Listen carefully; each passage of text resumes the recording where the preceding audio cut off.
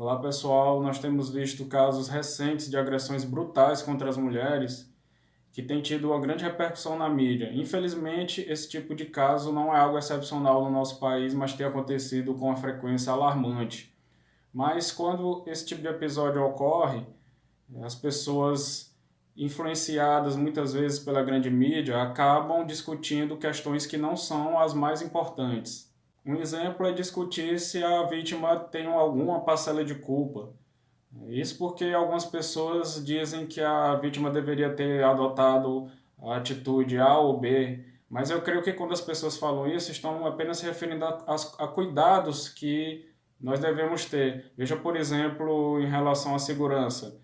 É comum se falar que à noite você tem que andar com os vidros levantados, não parar em sinal, você não deve sair muito tarde. Enfim, são apenas cuidados sugeridos e não significa que se você não adotar esses cuidados, você passe a ser o culpado caso sofra alguma agressão. Então, quando a pessoa diz que a mulher não deveria ter se envolvido com fulano tal ou não deveria ter ido a lugar tal, isso são apenas medidas de cuidado e não significa que você está dizendo que ela é vítima. Se alguém está dizendo que a pessoa é vítima por causa disso, que a pessoa é culpada por causa disso, está cometendo um grave erro.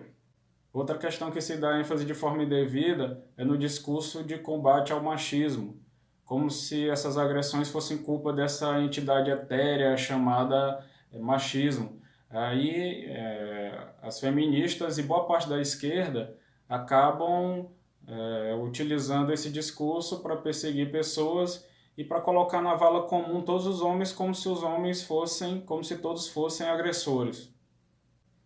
Mas infelizmente pouco se fala sobre o que fazer para que os agressores passem mais tempo na prisão. No Brasil, um homem que agride uma mulher, mesmo depois de formalmente condenado, ele passa pouco tempo na prisão. E repare que eu estou falando mesmo depois de formalmente condenado. Então não adianta dizer que não é porque a polícia não dispõe de meios eficientes para a investigação. Até porque esse tipo de caso, ele geralmente vem com fartura de provas, ele não é um caso, não são casos de difícil comprovação. No nosso país, o agressor pode recorrer a várias instâncias e assim até evitar a prisão. E a coisa só não está pior porque a prisão em segunda instância está valendo temporariamente de forma muito frágil por uma decisão do STF que pode cair a qualquer momento.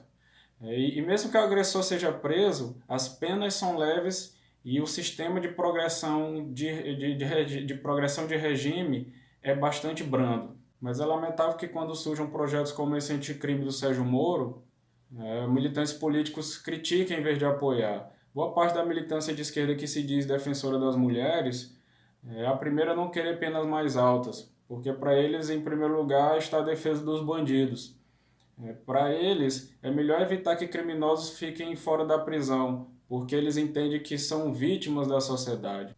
Essa militância acaba usando casos como esse para promover uma pregação contra o machismo que só serve para perseguir seletivamente seus inimigos políticos. E quando alguém que eles não gostam diz uma frase considerada machista, aí eles atacam com veemência, né? Caem em cima alegando que essas palavras é que causam a morte de milhares de mulheres.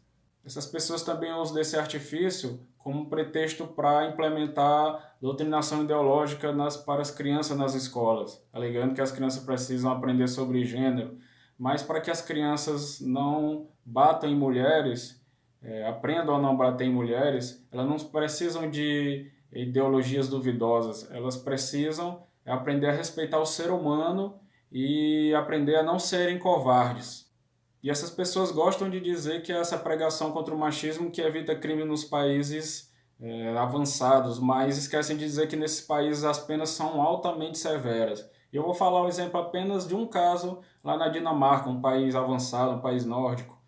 E lá um engenheiro que esquartejou uma mulher dentro de um submarino, um caso recente, ele foi condenado à prisão perpétua.